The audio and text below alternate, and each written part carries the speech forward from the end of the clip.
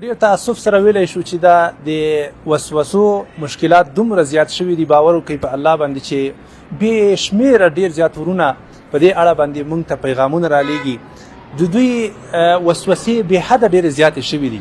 شپه ورځ ناستې په سوچونو کې او په غمونو کې او دا زړه خوري او سخت خفه دي. حتی دا 2 ورځې مخکې یو ورور ماته پیغام رالیږلی دی چې دا ورور بیچاره په زوره باندې چیغې وهي او زاړي.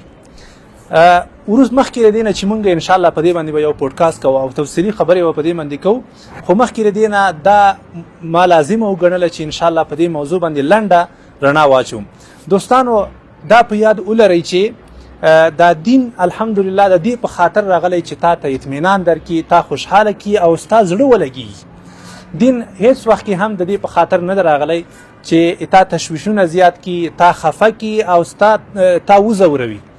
دوستانو دا وسوسې چې کله تاسو ته درغورځېږي دا د نن ورځې وسوسې نه دي، دا وسوسې حتی صحابه کرامو ته هم ورغورځېدلي دي.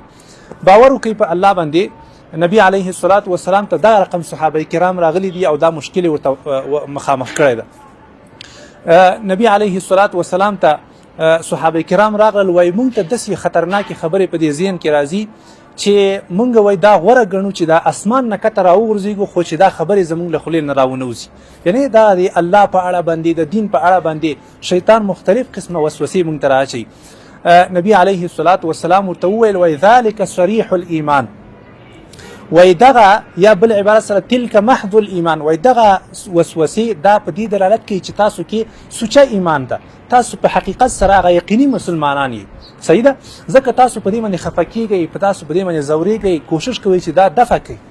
نو نبی علیه الصلاة والسلام دوی ته بشارت ورکړ چې دا ستاسو په ایمان باندې دلالت کوي. نو ای مسلمانه کله چې تا ته هم وسوسې درځي هیڅ مه خفه کیږه، په حقیقت سره ته مسلمان مؤمن وي او په حقیقت همیشه لپاره به الله جل جلاله ته همدغه رقم رښتینی مؤمن پاتې کوي، هیڅ تشویش دې ته ونه کړي. همدارنګه نبی علیه الصلاة والسلام په یو بل حدیث کې فرمایي وای کله ناکله یو بنده ته شیطان راسي وسوسه وراچي چې دغه مخلوقات چا پیدا کړي دي، دا چا پیدا کړي، هغه چا پیدا کړي، بالاخره دې حد ته ورسوي چې دا ځمکه او اسمانونه ښایي چا پیدا کړي.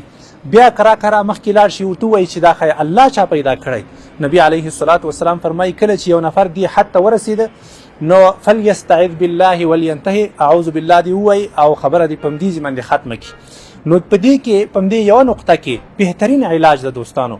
مه کوئ کوشش چې تاسو په دې کې نور مخکې لاړ شئ، یعنې ځان ته دا سوالونه مه پیدا کوئ او سوچونه فکرونه زیات پکې مه کوئ. کوشش وکړئ چې په همدې نقطه باندې دا خبره ختمه کړئ. یعنې کله چې هم چې تاسو ته وسوسه درغورځېده کوشش کوئ چې څومره زر کیدی شي دا وسوسه له منځه ویسئ. په هیڅ وخت کې هم نوره توجه ورته مه کوئ. انشاءالله دا وسوسې به ستاسو ټولې ختمیږي. او کله چې تاسو ته څوک رهنمایي کوي ضروری ده چې تاسو په دې خبره باندې عمل وکړئ، ځکه په دې وسوسو باندې تا الله نه رانیسي، ته مجرم نه، الله تا ته بخښنه کوي. نبی علیه الصلاة والسلام تا ته زیری درکوي چې ته مؤمن یې، مسلمان یې. او نبی علیه الصلاة والسلام فرمایي چې ما حدثت به نفس، یو حدیث ده چې کله تاسو ته په زړه کې په ذهن کې یو خبرې ګډې وډې راځي په دې باندې الله جل جلاله تاسو هرګز نه نیسي. ته ولې بیا خفه کیږې، ولې تشویش کوې؟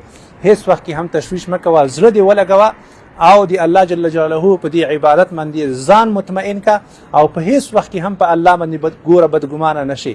باور په الله او کدا الله جل جلاله په تا باندې دومره مهربانه ده چې د ځمکې په سر باندې داسې څوک نشته.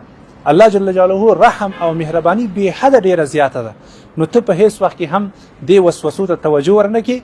هر کله چې دا وسوسه درته راتله په مغزي باندې دا وسوسه ختموه، اعوذ بالله وایه او پام دې بلې خواته اړوه. کوشش وکړه چې مثبت فکر وکړي، همیشه لپاره منفي فکر مه کوه، مثبت فکر کوه. او که انشاءالله یو څه ناڅه ورزش دې کولی شو دا خو به ډېره ښه شي. یو څه وخت د ورزش لپاره هم وقف که. کوشش وکړه چې دا ځان دې ستړی کړي، ځکه چې ډاکټران وایي کله چې د انسان دا جسم ستړی شي نو دماغ یې ارامېږي، نو انشاءالله ستا دماغ به هم دې سره ارام شي. کوشش وکړه.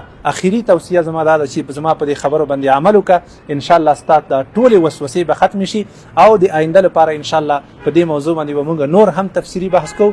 الله مو خوشحاله که. السلام علیکم ورحمة الله.